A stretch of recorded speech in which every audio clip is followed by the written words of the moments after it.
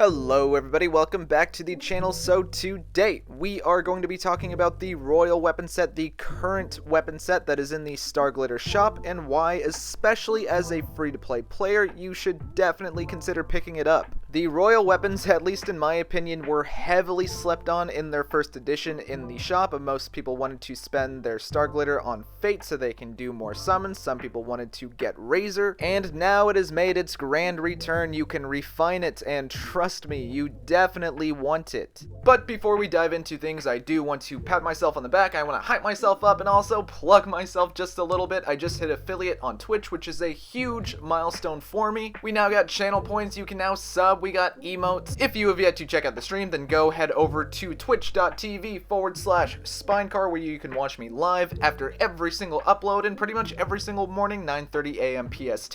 It's a whole lot of fun. We are always brainstorming YouTube video ideas like this. We work on our builds together. I can give you guys advice. I can give you guys tips on your builds, your artifacts, your team setup, or you can even advise me on mine because I'm sure some of you already know more than me. Also, make sure to join the Discord where you can get live notifications on when I'm streaming, when I'm uploading new videos, and just join a super fun community. Alright, that's it for my plugging. That's it for sponsoring myself.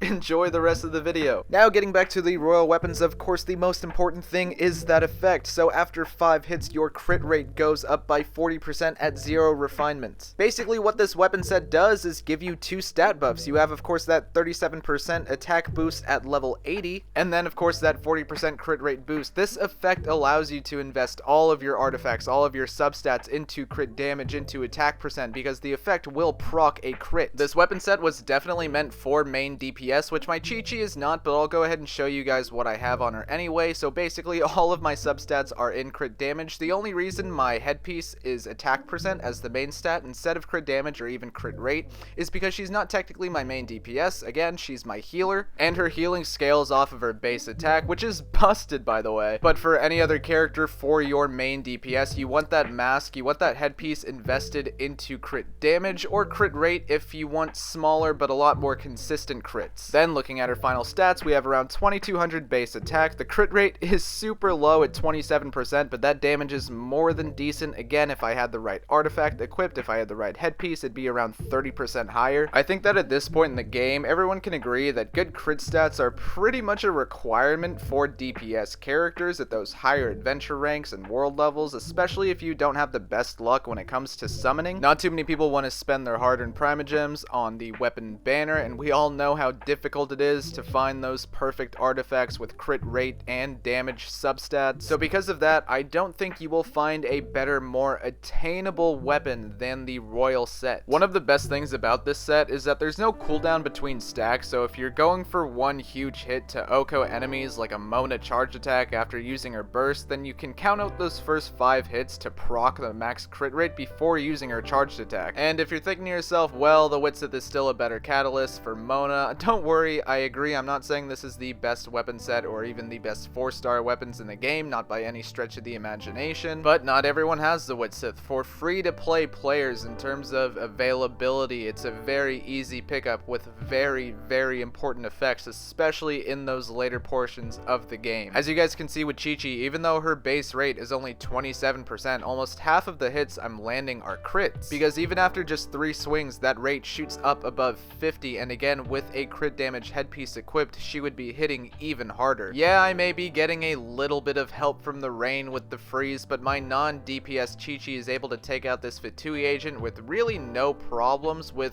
honestly under-optimized artifacts. And another thing that helps her out, that actually helps out every character you equip this on, is again that base attack percent booster, because it adds a lot to elemental damage. In most cases, a character's skill and burst damage scales off of their base attack, meaning you can run crit on Razor without giving up electro damage. Kaya's Frostnaw, which already has a super low cooldown rate, will have more output than if you had him equipped with something like the Black Sword, the Battle Pass weapon, which has a crit rate boost. Come to think of it, if If you have Constellation 1 Kaya and or you're running a freeze team with double cryo resonance, your Kaya with this sword equipped is going to be broken. On Xiangling, who a lot of people do already build for DPS, I personally think that this weapon would be better than the Deathmatch or even the Crescent Pike. With the amount of hits you see flying out of polearms, you are going to get a lot of crits, and you can invest your artifacts into other things like energy recharge to spam her Pyronado, which of course is going to do more than if you had the Crescent Pike if the Deathmatch equipped, because that attack percent is going to add to the fire power of her skill and her burst. Even with Barbara, whose healing scales off of her HP, with Let the Show Begin, you need to attack with her in order to make that healing effective. So you might as well make the most of that by equipping her with a good DPS weapon like the Royal Grimoire. But let's be honest, you're putting Thrilling Tales of Dragon Slayers on her, aren't you?